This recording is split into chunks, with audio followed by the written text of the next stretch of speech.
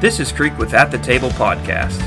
Here at the Table Podcast, our goal is to break down scripture and biblical topics to make them easy to understand and inspire conversation that is ultimately glorifying to God. We pray that this content blesses you, challenges you, and edifies you in your faith. So have a seat at the table, and without further ado, let's get into the show.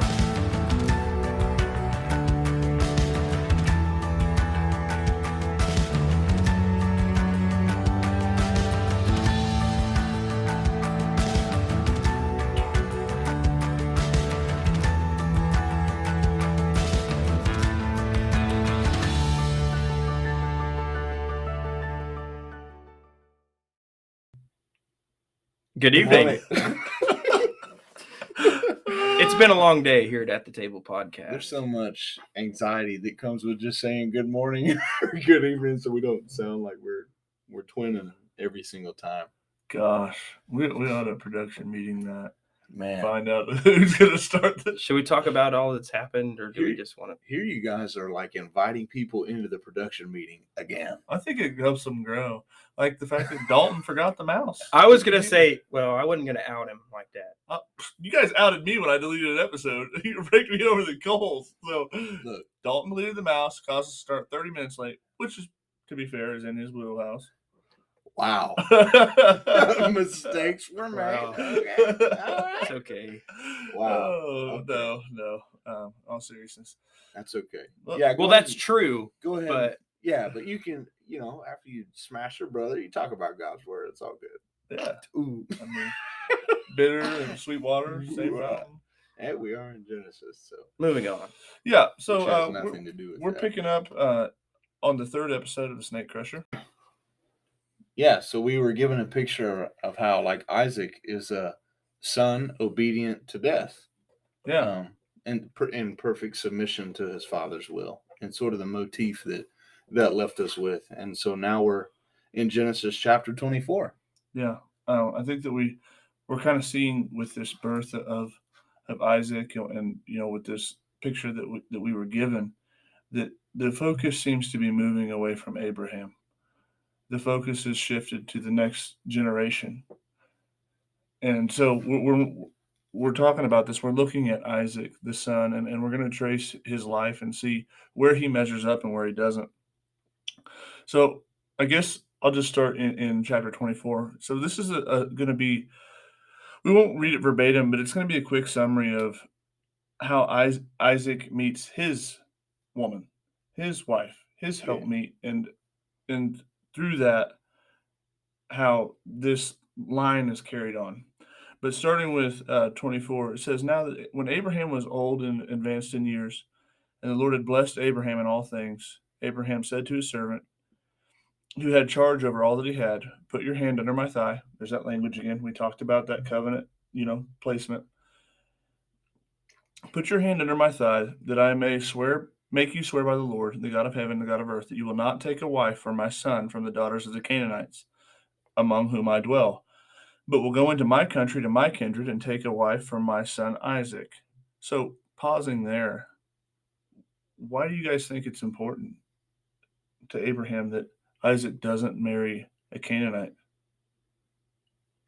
Yeah, I think part of my opinion is, and this is just my opinion, but I think, it could potentially trace back to the fact that, the descendants of Canaan, plus Canaan himself, were, cursed by Noah to be in subjection to the brethren around them, right? To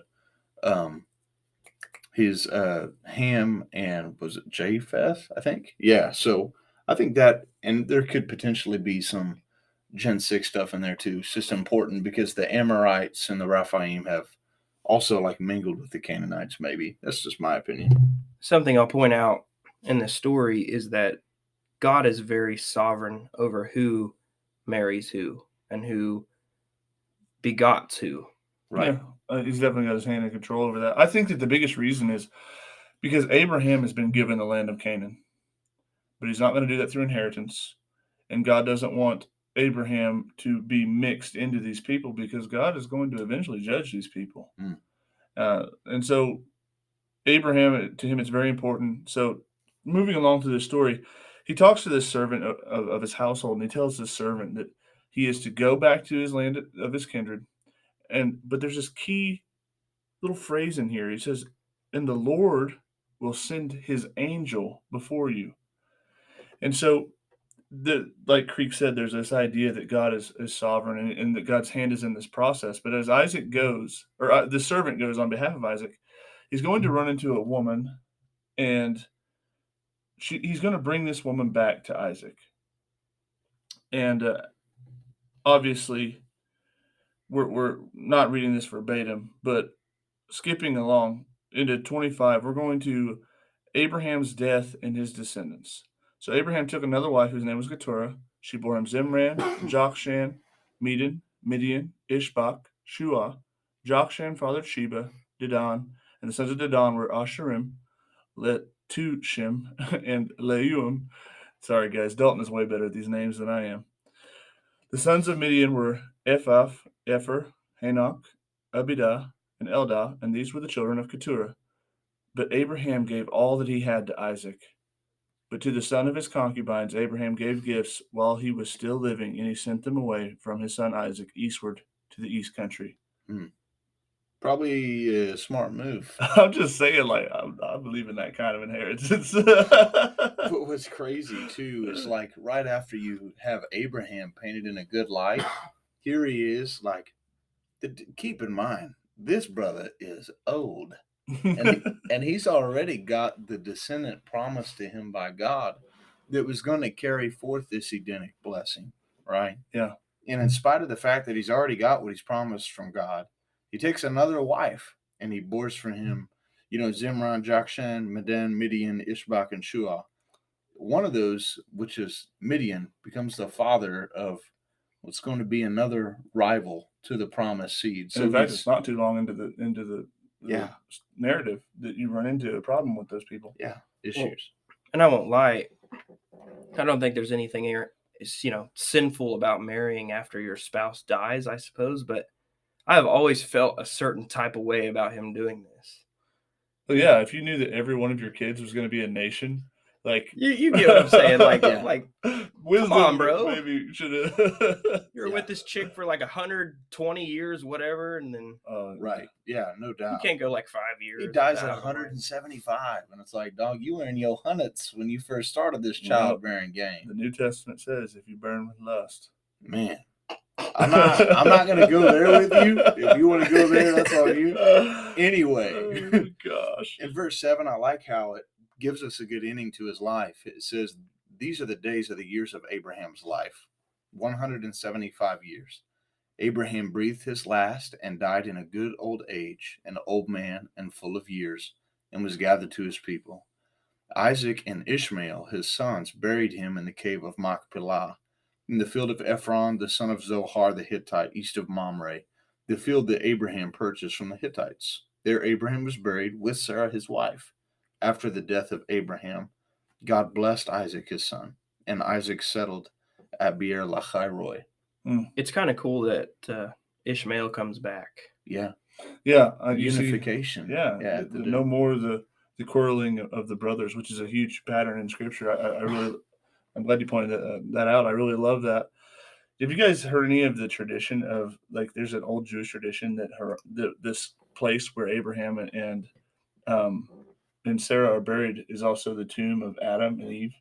Yeah, I know the Jews have like a legend, so to speak, like sort of outlining this cave of Machpelah to be like the gateway to Eden or something like that. Yeah. Wouldn't that be dope if that was true? Yeah, those things are always definitely fascinating.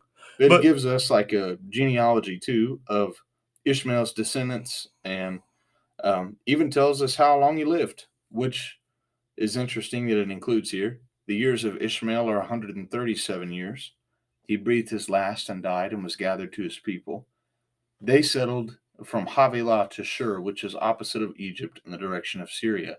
He settled over against all of his kinsmen, which is kind of what, at least in part, what was promised of him. The rest of that, is going to come. Yeah. And then it starts us off with the generations of Isaac. So it tells us that Isaac ends up having some seed of his own. Well, I think that's probably, like, important for us to start from is because we're about to read Isaac's first test. Isaac's about to come into the first moment that we read, other than obviously carrying wood up to be the bed of which you're going to be laid and sacrificed. I think that's a pretty solid test. A pretty good test. No doubt. Pretty good test. But we're about to read Isaac. He's going to be tested in the same way that Abraham was. So picking up at 19, it says, these are the generations of Isaac, Abraham's son. Abraham fathered Isaac, and Isaac was 40 years old when he took Rebekah.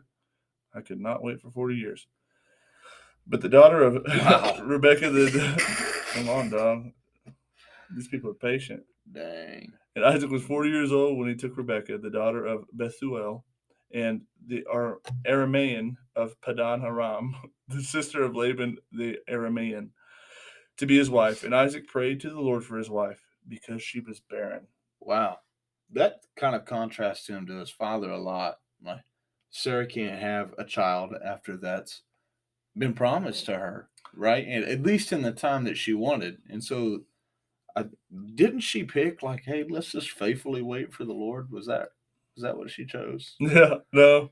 Well, I find it interesting that you don't ever read it in Scripture. Even when God comes and sovereignly tells Abraham, "I'm going to give you a son," you never have a moment that we read anyway where Abraham's like, "God, I really would love for you to give me a child," or even tell his wife like, "Hey, God literally appeared to me." But you remember when I did that whole cake thing, washed their feet, take care of them, told you to dress a cow. That was God and two angels came. They said, we're going to have a child this time next year. So this, which of course that was after Ishmael. So you can't really fault him for that. What I can say though is you definitely don't see this kind of, all of Abraham's meetings with God are God initiating the meeting, right? True. But here we read where the seed of the woman can come before God with a request. He's going to pray on behalf. So we have intercession. That's another key part that we've learned. But he has this ability where he can pray to God on behalf of his wife, and God's going to grant his request. Yeah, that's what's crazy is it's just, and the Lord granted his prayer. And his wife Rebekah conceived. What if that's it? Oh, Abraham would have prayed. Man. Probably would have avoided a lot of nations that are against Israel. A lot of heartbreak. To this day. Yeah. And the Lord granted his prayer, and Rebekah, his wife, conceived, and the children struggled within her. And she said, if it is thus, why is this happening to me? And so she went to inquire of the Lord. And the Lord said to her, 2 nations are in your womb. 2 peoples from within you shall be divided, and one will be stronger than the other, and the older shall serve the younger. So, hold up. Now not only can the seed of the woman ask of God, but now the woman can ask of God. Now the woman can inquire of God. Did we ever see Sarah do that? No. So right now, things are looking pretty good. In fact, she only laughed at God. Man, it's not only... To be fair, carrying twins causing a lot of friction in a day before sonograms. That could be a little concerning. Yeah.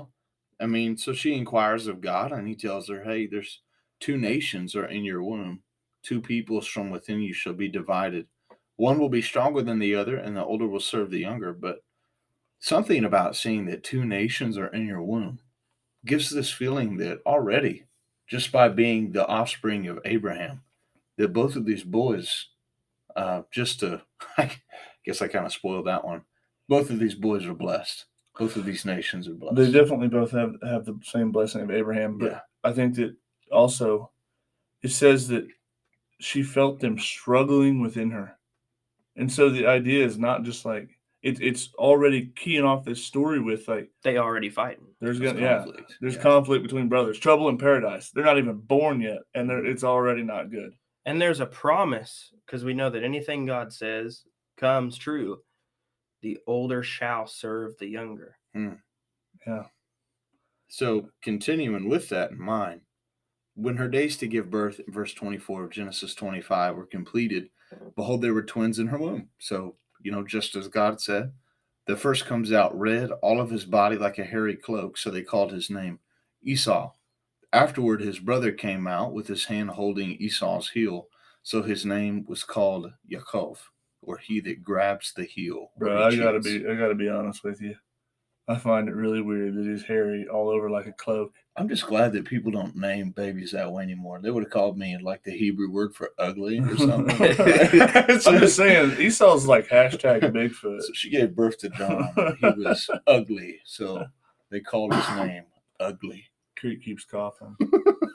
But yeah, so it's important to know. So it says that it gives us kind of a skip. So Isaac's 60 years old when she bears the boys. When the boys grow up, Esau is a skillful hunter, a man of the field. So to me, Esau's kind of sounding a little bit like Cain, right? And while Jacob was a quiet man, And Adam. dwelling in tents. Yeah, and Adam especially. Yeah, the whole name meaning red. But well, even in Isaac, working the ground from which you came. Right? Yeah. Isaac loved Esau because he ate of his game. Wow. Listen. But Rebecca loved Jacob. What's the old adage? The way to a man's heart is through his stomach. Man, that ain't no play. I'm just saying. So we're given, we've already been given the boys' names. Esau means red, right? Or they call him Esau because he's red and hairy. And then they call Jacob, yeah. Or he that grabs your heel or cheats, because he came out already grabbing his older brother's heel, with in mind that the older brother is going to serve the younger. Yeah. Verse 29 tells us that when Jacob was cooking stew, Esau came in the field and he was exhausted. And Esau said to Jacob, "Hey, let me eat some of that red stew, for I'm exhausted." Therefore, his name was called Edom. Yeah. But sounds like the Hebrew word for red. But consequently, we should note as well that Edom in Hebrew sounds a lot like Adam in Hebrew. Yeah. And the two names are pretty linked. Much the same. They have a link together. Yeah. So Jacob says, "Sell me your birthright now." Wow.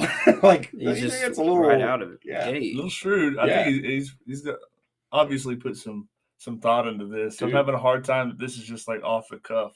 This is the second time he's grabbed the heel. That's why he's named as such. But yeah, he says, "Sell me your birthright." And Esau's like, "I'm about to die. Of what use is a birthright to me?" Jacob said, "Swear to me now." So he swore to him and sold his birthright to Jacob. Then Jacob gave Esau bread and lentil stew, and he ate and drank and rose and went his way. Thus Esau despised his birthright. So, you mentioned before, the linkage between Edom and Adam, and it's definitely there, and we're going to see that even grow in what we just read, because Adam traded his birthright for food. He was given dominion and rulership over the earth, and he trades it for the fruit of the tree. And here Esau proves he's the son of Adam. Yeah. Nothing if not, and he trades away his birthright. And we've already read where Abraham was a wealthy man. Isaac is even wealthier. And Esau despises it all and trades it away for one bowl of stew. Well, and we've been promised, and I'm sure this was passed down to Jacob and Esau, you did not have to trick him to sell his birthright. He was already promised to serve you. I mean, maybe, yeah. We don't know that if his mom told him or not. But you do wonder, whilst this promise as the reader's in the back of your head, and then you see Esau do such a thing, but not like Esau do the thing, but Jacob, I know this is your name. This is kind of literally what you're called, but you're going to cheat your own brother for something that has been already assured would be yours. Well, he was usurping out the wound. Yeah. He literally grabbed his brother's foot and was trying to pull him back in or pull, clearly, Jacob is a one of a kind here, but you almost get the picture of a person, if a person is drowning, right, and they're going to be saved, how if you dive in to save them, they always say that's the worst idea, because as they struggle to stay above water, they'll push you under, right? This idea that the survival, when you're left over to your own instincts, I would say, over to your own mind, that you would be willing to put another in harm's way to make sure that you get what you. What's a lack of trust? Yeah. Is what, and that's a theme through Scripture is and it's what started it in the beginning, right? God said, "Don't do," but instead of trusting God that He's going to give me that, good thing in time. I'm going to see it's good in my own eyes and take it in my own way. So, in spite of the fact that, Isaac's boys are, pun intended, a little hairy, at least one of them's a lot of hairy. Thus far, Isaac really hasn't looked too bad. But this next story kind of gives us some insight into is Isaac our snake crusher? Or is he a son of Adam? Even in this story, it seems like, because it seems like everybody in this story is doing the wrong thing. Yeah. And here we clearly see that Isaac loves Esau more because of his food. But getting back to the text, sorry, excuse me. It says there was a famine in the land, besides the former famine in the days of Abraham, and Isaac went to Gerar. Did I just skip that? No, you're good. Okay. Went to Gerar to Abimelech. Abimelech, the king of the Philistines. And the Lord appeared to him and said, "Do not go down to Egypt and dwell in the land that I shall tell you. Sojourn in this land, and I will be with you, and I will bless you. For to you and your offspring I will give all these lands, and I will establish the oath that I swore to your father Abraham. And I will multiply your offspring as the stars of the heavens, and will give to your offspring all of these lands, and in your offspring all the nations of the earth will be blessed, because Abraham obeyed my voice and kept my charge and my commandments and my statutes and my laws." Wow. Edenic blessing promised. Yeah, forward. And promised not just to Isaac, but hinted like this is going to carry on into your boys. Which kind of gives us the feel that maybe Isaac isn't the guy, because this promise of seed is continuing forward. It's starting to hint that. But the point, and for the sake of this podcast series, is that God is highlighting each generation.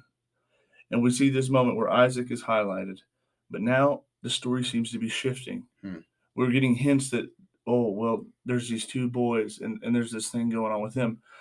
So in 26, moving along, so Isaac settled in Gerar, and the men of the place asked him about his wife, and he said, "She is my sister." Oh, boy. Man. the old faithful flea flicker play. Man. He is in his father's. Dude, come on, bro. Took one right out of his book. I'm going to say that like if I'm late for work. "Hey, why were you late for work?" "She's my sister." She is my sister, for he feared to say, my wife, thinking, lest the men of the place should kill me because of Rebekah. Exact same thing that Abraham thought. She was attractive in appearance. That's like my wife. Dude, I knew you were going to jump in there. I'll let you have it. And when he had been there a long time, Abimelech, there's another ringer, king of the Philistines, looked out the window and saw Isaac laughing with Rebekah, his wife.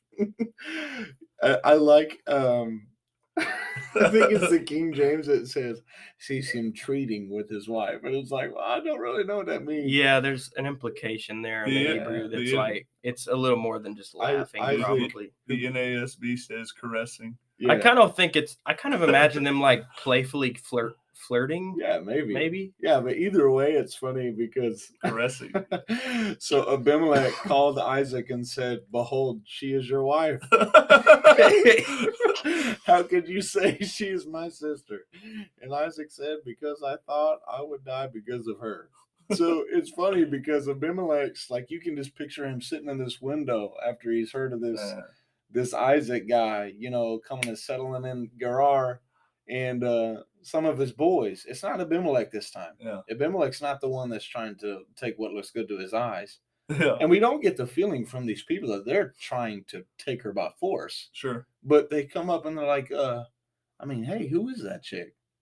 And you get this feeling that maybe word has reached Abimelech, and as he's like sitting up, I don't know, probably on his balcony in his palace, and he's looking out and he sees Isaac. He's like, I thought this looked familiar. It's like Frodo. Who's your daddy? We've been here before. Oh, man. How could you say then she is my sister? Isaac said, because I thought I would die because of her. So Abimelech said, what is this you have done to us? One of the people might easily have lain with your wife, and you would have brought guilt upon us.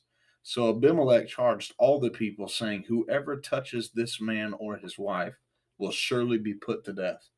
What's amazing is Abimelech has had the same conversation Abimelech is having with his people, the Lord has had with him. He's like, if you touch her, I'm going to kill you. He says you're as good as a dead man. Yeah, you're a dead man, right?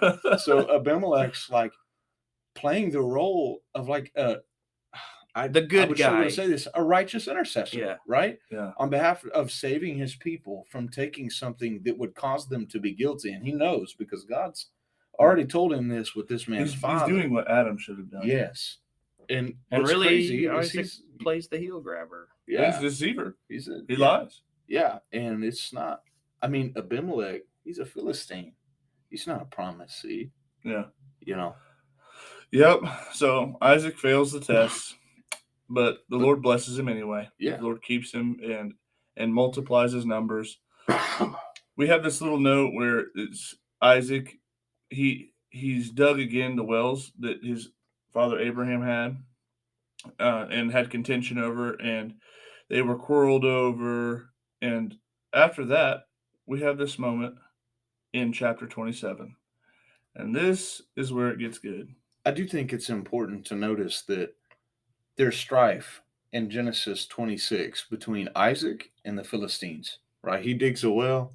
They envy him, so they come and stop it up. So he digs another well, and then they stop it up, and then he digs another well, and they stop it up. And so he's having strife with these people. He has this altar moment. The Lord appears to him and says, I'm the God of Abraham, your father. Fear not. I am with you. I'll bless you and multiply you. So he reassures him. And then Abimelech comes to him from Gerar with his advisor, Ahuzath, and Phicol, the commander. So the same one, trusty old great. And Isaac says to him, like, yo, why are you coming out here saying that you hate me and you sent me away from you?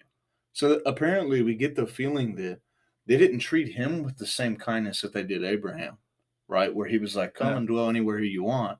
So they said, we see plainly that the Lord has been with you.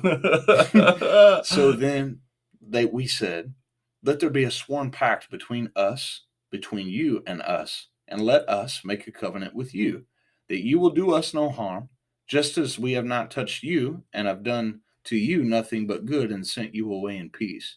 You are now blessed for the Lord. So he makes them a feast. They eat and drink. They exchange oaths. They tell them about the strife with the wells. Esau's 40 years old at this point, and Esau takes the wife of a Hittite. Not good. Actually, not just one, but two. And it says that because of him taking these, one. Two, yeah. Because he takes these two Hittite wife, it makes things, the scripture literally says, and they made life bitter for Isaac and Rebekah, or they were bitterness of spirit because of these Hittite wives. Gosh. You ever run into something that makes your wife bitter? Oh, boy. Imagine having 3 of them. Dang. Oh, man. Imagine not just making both of but like your wives cause bitterness for your mother. Like, that's a little easier for me to choke down in a way. Either way, bitterness of spirit because of two people. It's not great for Isaac. They ought not be there, right? Yeah. So Esau's again showcasing himself in a way, man, that should make really good point. That should make Isaac look at the circumstance and say, am I going to give the Edenic blessing that was passed to my offspring, exclusively my offspring, right? I got my wife exclusively from my father's land to my son, who has now taken not just one Canaanite wife, but he's taken a Hittite precisely and 2 of them for wives. And they're making our lives bitter. Well, you don't see that Esau is evil. You do see that he's stupid. Because, I mean, he despises his blessing, which Jacob is willing to deceive and take and do whatever. He's got to get it. Like, he understands what the blessing is, or the birthright is, excuse me. The birthright. He understands what the value of that is. And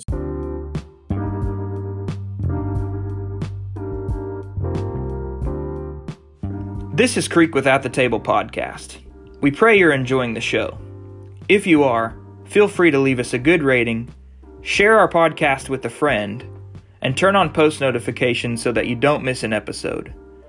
You can find us on Facebook, Patreon, Apple Music, Spotify, or any other streaming platform. Get comfortable and enjoy the rest of the show.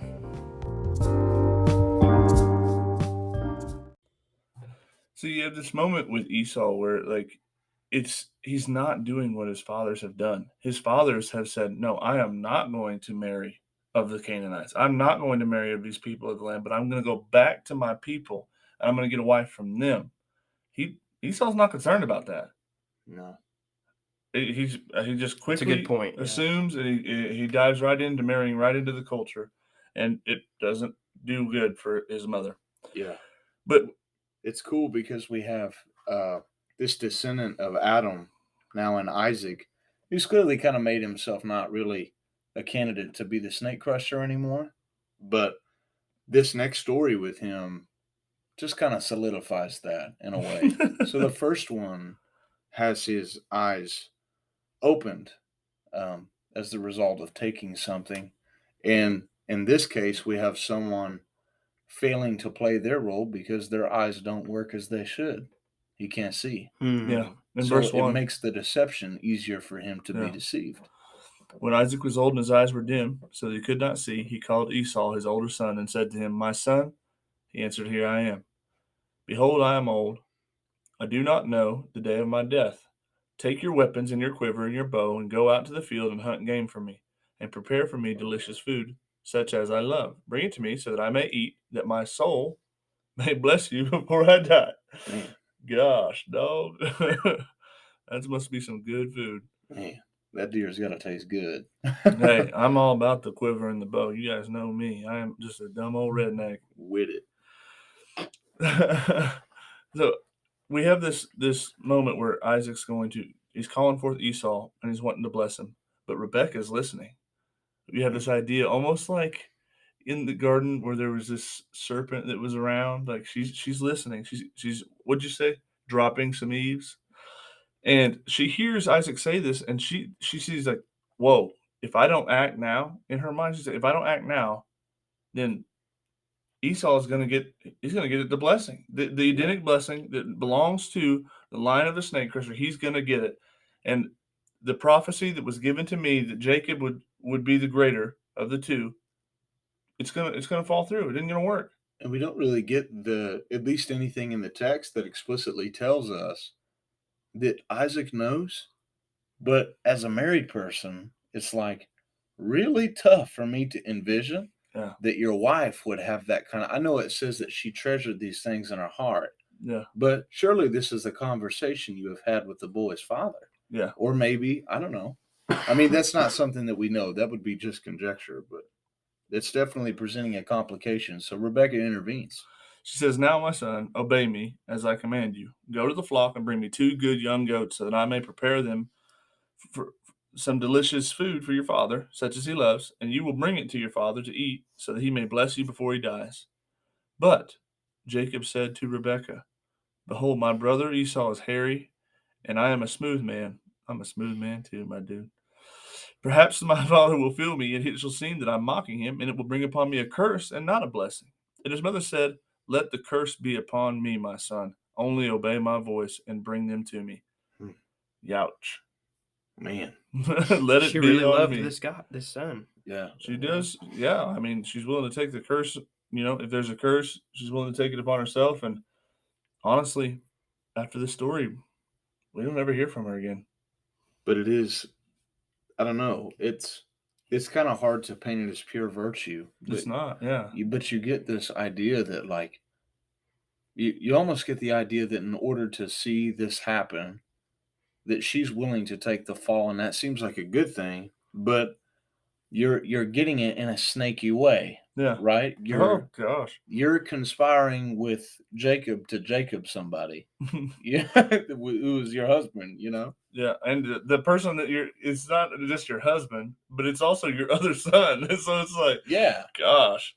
Just can't Instead of imagine that. well, it's a moment where you're set up to think like you should trust God here. God told you specifically who is going to be greater. You should trust God here. Yeah. But she takes it into her own hands. Yeah, well, and it works. I mean, he goes into his father in verse 18. So he went into his father. Sorry, rather. and said, My father. And he said, Here I am. Who are you, my son? Jacob said to his father, I am Esau, your firstborn. I have done as you have told me. Set up and eat of my game, that your soul may bless me. But Isaac says, You've got that game awfully quick. It's like, certainly you're a better hunter than you were before. And Jacob pulls out just the most snaky answer that he could think of, it seems. Wow. Because the Lord your God has granted me success. The Lord your God has granted you success? What are you talking about? So he's like, Please come near that I may feel you, my son. So this brother knows that he may not be able to see with his eyes, but he can see with his hands, because Esau is a hairy man. And he can hear, because it says that he comes to his father who felt him and said, the voice is Jacob's voice. Yeah, so but the hands are the hands of Esau.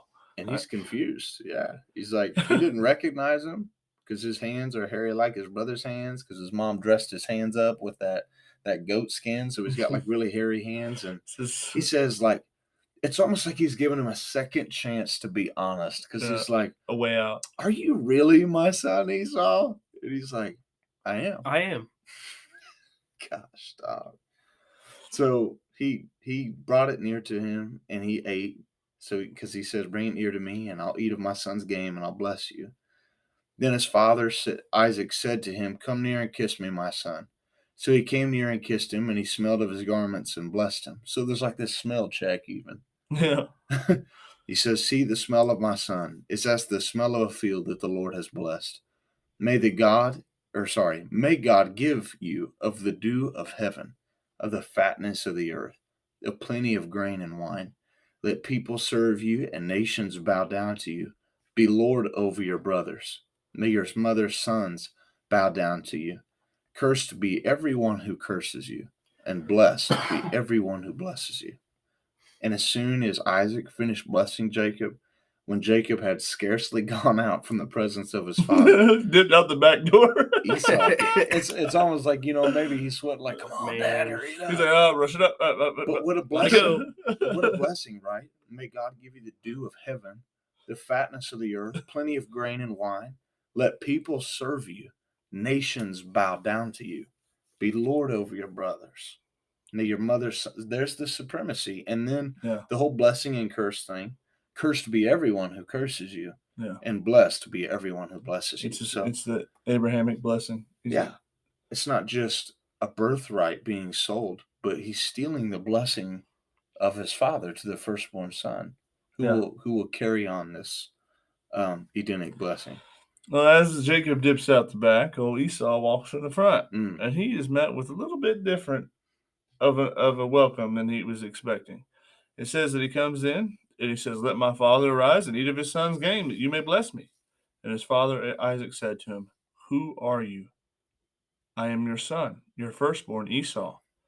And then Isaac trembled very violently and said, Who was it that then hunted the game and brought it to me, and I ate before you came? And I have blessed him. Yes, and he shall be blessed. Then as soon as Esau heard the words of his father, he cried out with an exceedingly great and bitter cry, and said to his father, Bless me, even me also, O father. But he said, Your brother came deceitfully, and he has taken away your blessing. Esau said, Is he not rightly called Jacob? For he has cheated me twice and taken my birthright, and now he has taken my blessing. Have you not reserved a blessing for me? So I want to stop here, guys, because Yaakov'd me. I'm of a different opinion on this, I think. And I leave room for, this is an open-handed held belief about what I read in the story. But my question is, Esau asks, Isaac, have you not also reserved a blessing for me? Isaac seems to have this idea like only one person can be blessed. That's not been the case thus far. Ishmael never asked for a blessing. He never asked for the Abrahamic blessing of being made a nation, and that his children, but God did it anyway. And every one of Abraham's sons from Qatar, nations, God blessed them. So why does Isaac seem to think that obviously one is going to be, God's already said, one's going to be, he's going to rule over the other. One is going to be greater. But why does Isaac seem to think that it's either blessing or curse? Man, because the blessing that he gives him This doesn't is sound, terrible. yeah, Gosh. it doesn't. I mean, yeah, away from the fatness of the earth will be your dwelling, away from the dew of heaven on high.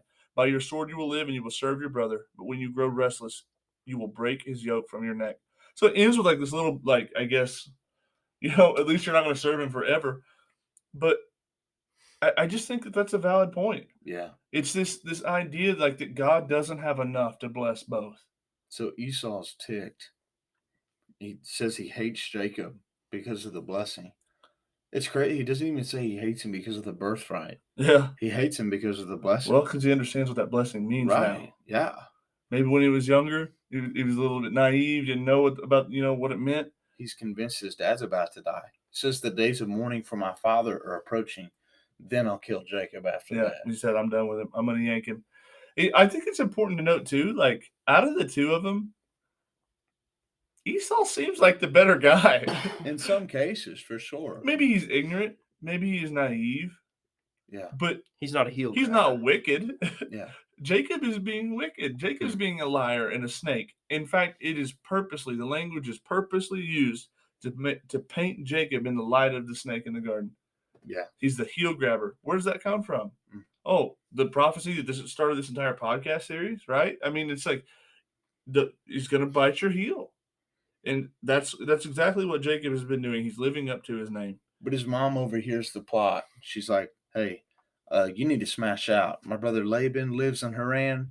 Stay with him for a while until your brother's wrath turns away, and then I'll send for you and I'll bring you back. Why should I grieve both of you in one day? You wouldn't be grieving one of us if you would intervene. But again, may the curse be on me, right? Then Rebekah says to Isaac, I loathe my life because both of the Hittite women. If Jacob marries one of the Hittite women like me, one of the women of the land, what good will my life be to me? So she's like, dude, I can't do it. So Isaac in Genesis 28 calls Jacob, blesses him, which is not something you would expect your father to do right after you. I'm glad you brought that up because I did want to touch on that. I think that's important because it seems like that even though Isaac he gets deceived, he gets done wickedly, we have this idea like this blessing is so sacred. Like even if you lied to me to get it, once it's given, it's given. It's set in stone. And he even tells Esau that. He said, he's taking your blessing, and indeed he will be blessed. Yeah. It's like in this situation, I personally, this is only my personal belief for the sake of the audience, I personally believe that Isaac knew all along that Jacob was to be the one. And everyone in this situation is doing the wrong thing. Rebecca is stepping outside of her place. She's getting in between daddy and the boys.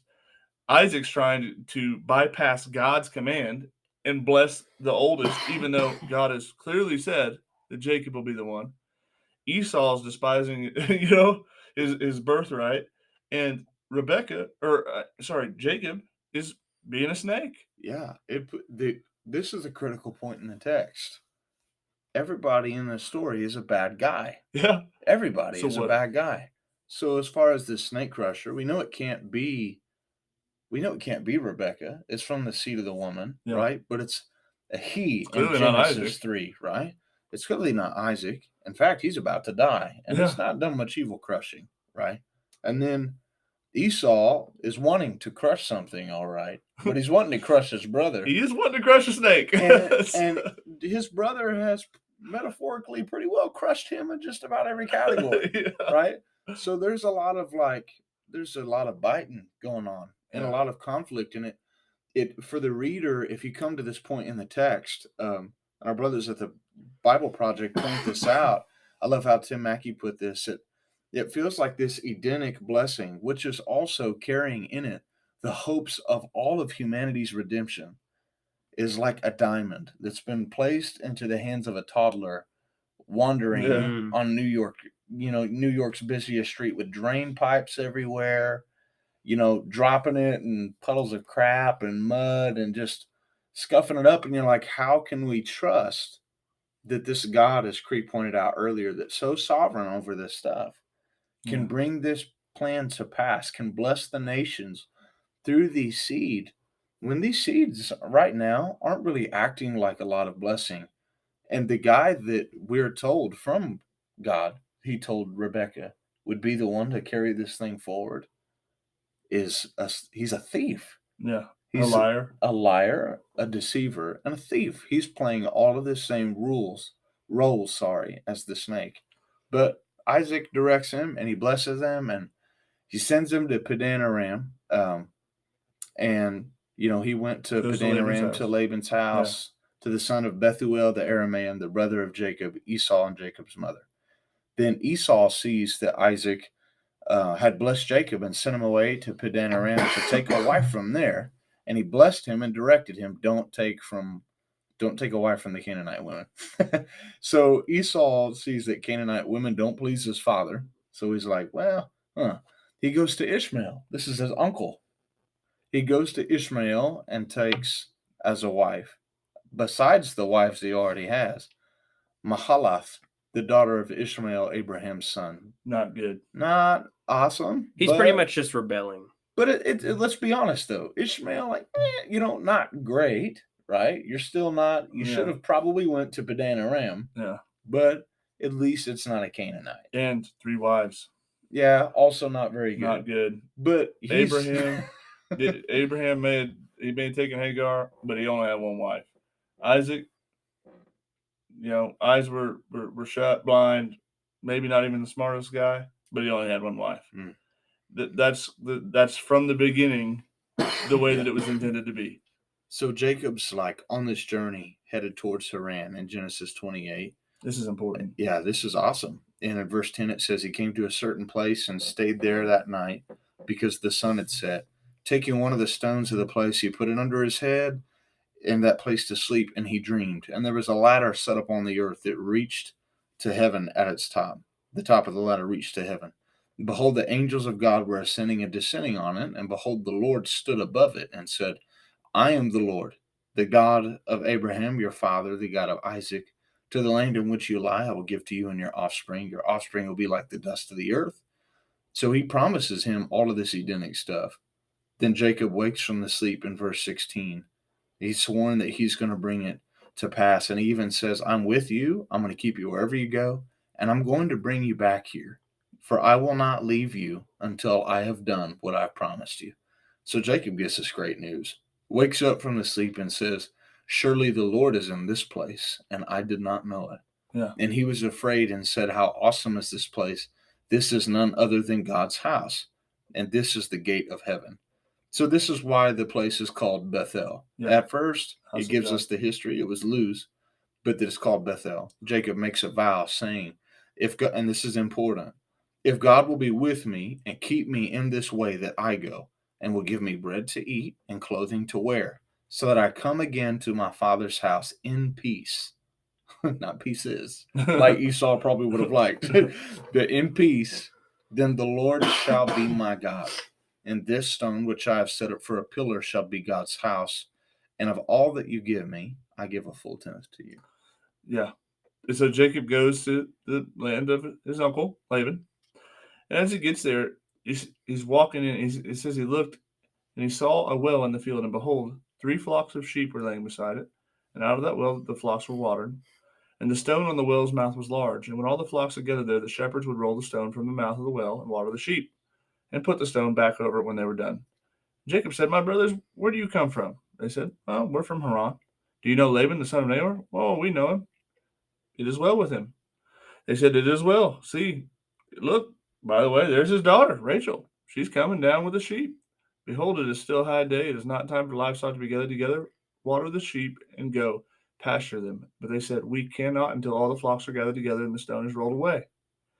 And while he was still speaking with him, Rachel came with her father's sheep, for she was a shepherdess. And as soon as Jacob saw the daughter of Laban, his mother's brother,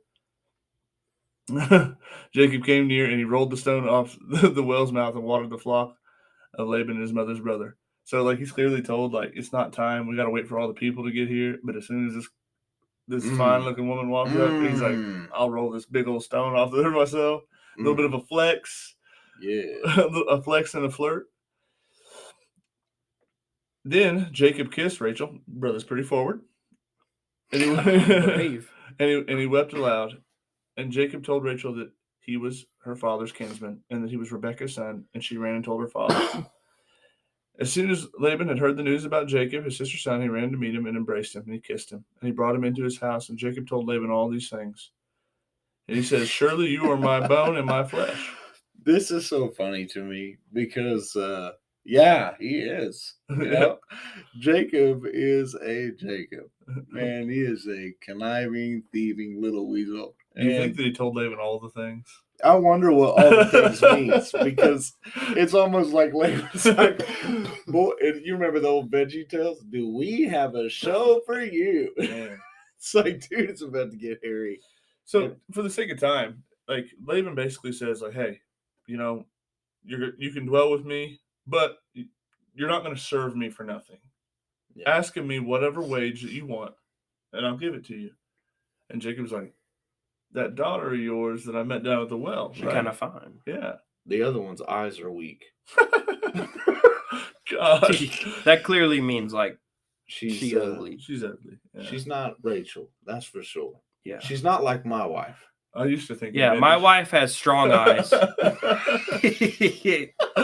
used to think that it meant she had a lazy eye. Wow. We're not going to disrespect Leah any further on this podcast. You got it, sister. So Jacob says to Laban, yeah. So they make a deal. Give me your daughter. Yeah, 7 years. Man. Laban says, if you work for me for 7 years, you'll have her for a wife. Yeah, he's like, it's better that I give her to you than some other rando. So Jacob serves him 7 years. They seem to be a few days because of the love he had for her. That was the same for me and my wife, really. But I mean, you served for 7 years? No, I didn't do that. But Jacob said to Laban, give me my wife, that I may go into her, for my time's completed. Pretty bold thing to say to your father-in-law. This is a different culture, so it is what it is. Oh, right? Gosh. So he takes his daughter, Leah, in the evening, after he's already gathered people together and have a feast. And what's at feast, my brothers? Some wine. Lots of strong drink. Some wine. Oh, boys, probably. 2 sheets to the wind. He was probably, he may have been a little toasted. We don't know. Laban gives his female servant Zilpah to Leah because he tricks Jacob. He's like, here's Leah. But Jacob doesn't know. In the morning, behold, it was Leah and not Rachel. That's a drinking story. I mean, we may not know, but clearly she's weak of the eyes. So and Rachel's beautiful, and then in the morning, what's so funny is that Jacob has the audacity to confront somebody about deception. Yeah. At least you still got a daughter. The heel grabber gets heel grabbed. Yeah, you snuck Esau's blessing and his birthright. He got nothing except for a promise that he would serve you. And Laban gives it some cheap excuse. He's like, well, it's not good for the younger to be married for the older. You guys don't know from over there, but it's not our custom. Yeah. So Jacob gets Jacob. It's kind of like how he makes a new deal. Yeah. He says, if you'll serve another 7 years, then I'll give you the one. He kind of gives him the Darth Vader treatment here. I've altered the deal. Pray I don't alter it any further, right? It's like, so Jacob, he serves for another 7 years, and he gives her a female servant to Bilhah. And Jacob goes into Rachel also, and he loved Rachel more than Leah and served Laban another 7 years. So they start having children. The Lord sees that Leah is hated. This is an important concept. Yeah. Over and over, God seems to be going to the disenfranchised. Mm-hmm. He seems to be going to the one who, like Hagar, is the lesser. She's just, he's or the second born, right? He's flipping custom on its head, and he seems to always be going in the place that you wouldn't expect him to go. So he goes to Leah. He opens up her womb. And her name, his name is Reuben, the son, and it means, since God has looked upon my affliction, now my husband will love me. So Reuben's name means see a son. Yeah. Or, you could roughly say God sees me. She conceives again after, bears another son, and says, because the Lord has heard me that I am hated, he has given me his son also. And just as a disclaimer here, hated doesn't mean the same thing in this text that it means in our contemporary English language. Hated means not preferred, right? You're not the favorite. Whereas the one that's loved is the one that's favored and preferred. So the Lord has heard me that I'm hated. He's given me another son. So she calls his name Simeon. And she conceives again and bears another son and says, now this time My husband surely will be attached to me, for I have borne him 3 sons. Therefore his name is called Levi. She conceives again, bears another son, says, this time I will praise the Lord. Therefore she calls his name Judah, and she ceased bearing. So the last child that Leah bears is named Judah. Yeah. And she praises the Lord. A quick point. While she ceases to have children in the end, we read that her time's kind of done, it seems. We do have that little hint dropped that Rachel, she's barren. Mm-hmm. And that's a pattern too. Yeah, I wonder if he's going to do the same thing here that Isaac did. I bet he will. So Rachel saw that she bore Jacob no children. She envied her sister and said, give me children or I die, to Jacob. Gosh. So Jacob's anger was kindled against Rachel. He's like, dude, am I in the place of God who has withheld from you the fruit of the womb? Then she said, here is my servant Bilhah. Go into her that she may give birth on my behalf. It's like, come Sarah. Come Is she going to be... Nope, she's Sarah. So it's a mess. And it just leads to more. So she said, Bilhah conceives him a son. Rachel says, God's judged me. He's heard my voice. So she calls her son's name Dan. She conceives again, Bilhah, Rachel's servant. And Rachel said, with mighty wrestlings, I wrestled with my sister and prevailed. So she calls that son's name Naphtali.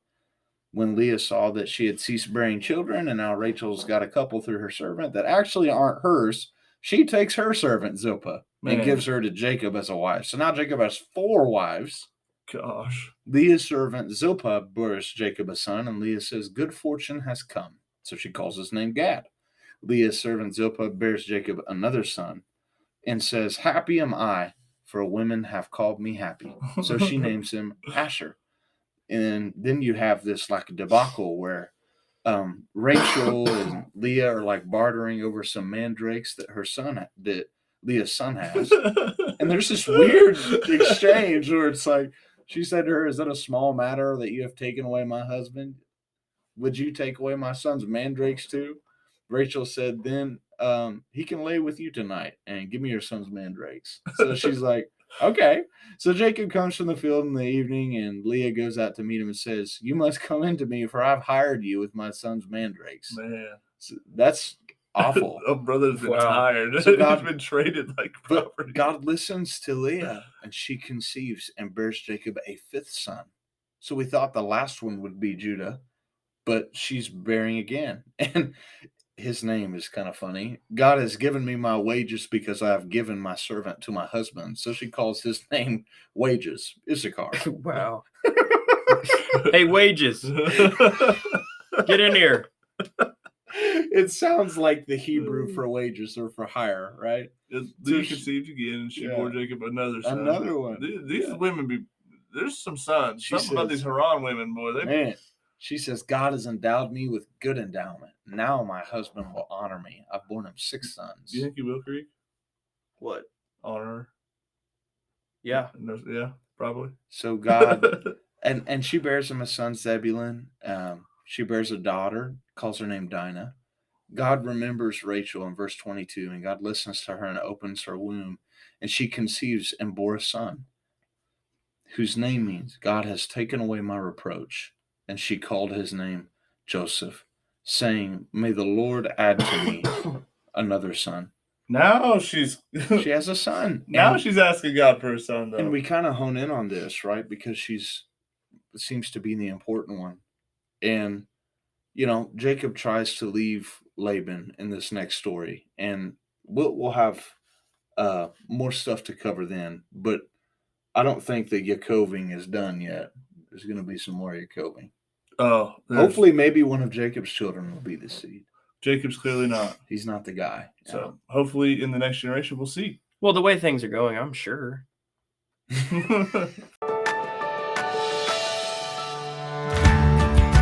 Thank you for listening to another episode of At the Table Podcast. We hope you have been blessed by the content of the show. If you enjoyed, subscribe and give us a like on Facebook. If you want to support the podcast, go to our Patreon, At the Table Podcast. Until next time, thank you, and God bless.